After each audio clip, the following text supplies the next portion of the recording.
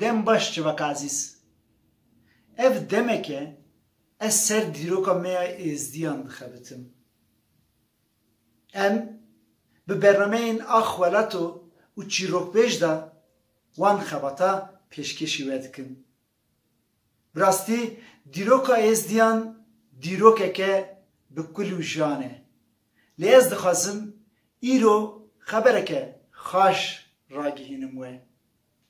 بسایه سری وان برنامه من بالباته که من ازدیان 7 سالشوندا گیشتان ده هف مالباته هف دیتن و کیف خاش بون و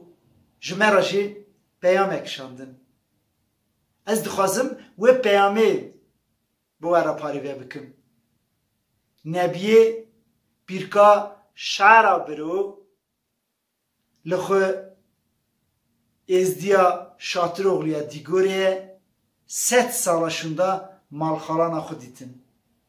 مالباتا بیرکا شعره دما رو و بزا 1918 دا در باسی ارمنستان دبن نهاجی ل کلاسنادار دیجین از پر کیف خوشم و دخوازم و کیف خوشیه بوارا پاری بکم سلام رئیس تماشاوان برنامه برای من ایهان از نام ادریس از قازمان کرسه من از نویه شراب برو نام دیا پیرکا من شعره خزاله نام براگی و قنات نام براگی و یا سلوه نام خوشکاوی پیروه نام کره خاتیا من کبار قیزا خاله من سلیمانه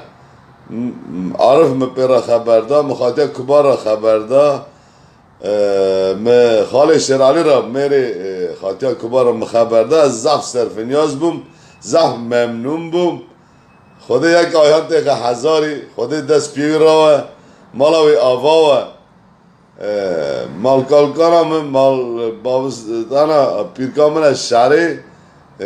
حرمت خود سلام خوش گش کرا دشینم مزم پچوکه وانا کی داره دوم برابون حرمت خوش را دشینم مالباتا من نیوی خبر دانه نیوی جرا گوتن نیوی نگو از گش کا تب بین ما آره که از گش کی جرا بجم نه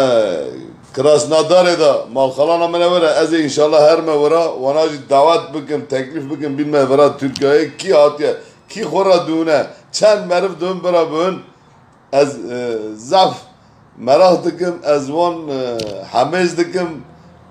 باش دکن مزنات دم دست وان پچوکاته ما چاوه وان حرمت آخو دکم سلام آخو ورا دشینم